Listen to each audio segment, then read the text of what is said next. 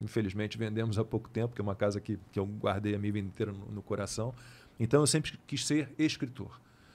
Tinha um pai que era um grande executivo de grandes empresas, Shell, GEG, GE, Vale do Rio Doce.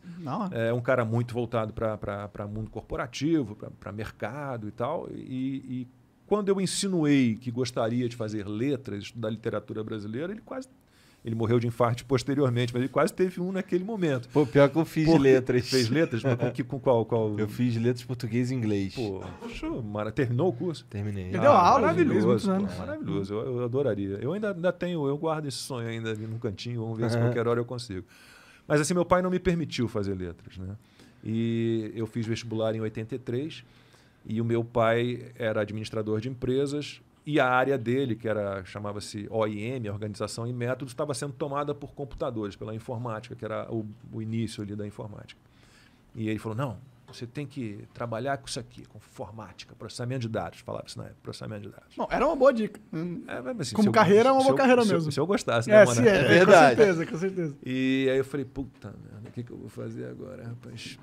Bom, é isso. E outra coisa. Colega meu da Fundação Getúlio Vargas, que ele era da Fundação Getúlio Vargas, disse que você tem que fazer um outro curso, além do processamento de dados, da PUC, que era o melhor curso do Brasil na época, foi o primeiro.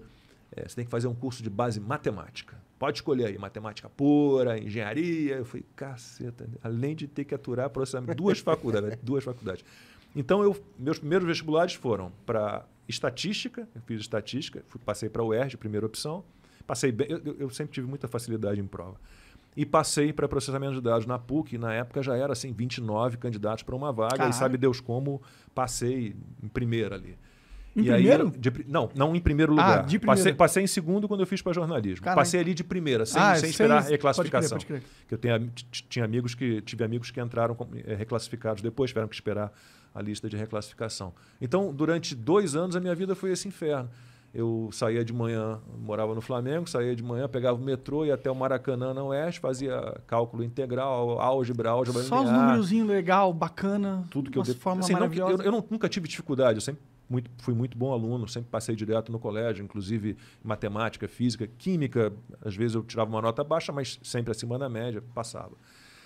Então não era a minha, mas estava lá, de manhã, 4, 5 horas aturando aquele quadro azul da UERJ na época, cheio de fórmulas matemáticas, eu completamente perdido ali, revoltado por ter aceitado aquela situação, né?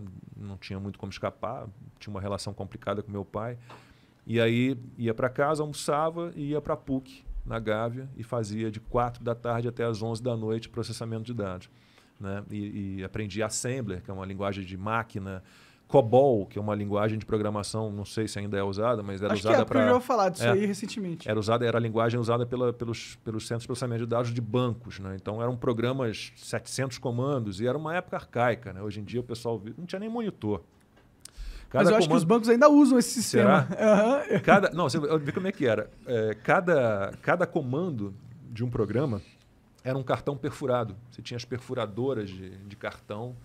Aí você perfurava, botava numa caixa. Às vezes tinha programa com 700 comandos, 800. Então eram 800 cartões.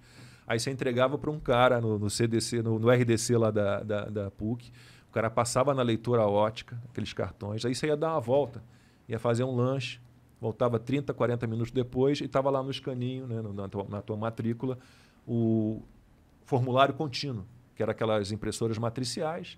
E aí, por exemplo, você via lá se seu programa tinha rodado. Se dava algum problema, você tinha que localizar no meio daqueles 800 cartões o que estava com problema, ou os que estavam com problema, e trocar, redigitar, passar por todo o processo. Um cartão representava uma linha de código. Uma linha de um comando. Pode Return, crer. Go to. Pode crer. Eu acho que o Kepler falou que ele começou a carreira dele fazendo isso aí. Nossa, era horrível. Eu já não gostava. O Semenzato também. Foi o Semenzato que falou? O Semenzato passou por isso, com certeza. Então foi o Semenzato. Eu já não gostava. Você imagina passando uma situação dessa. Pois é. Bom, eles ficaram bilionários. Arcaica.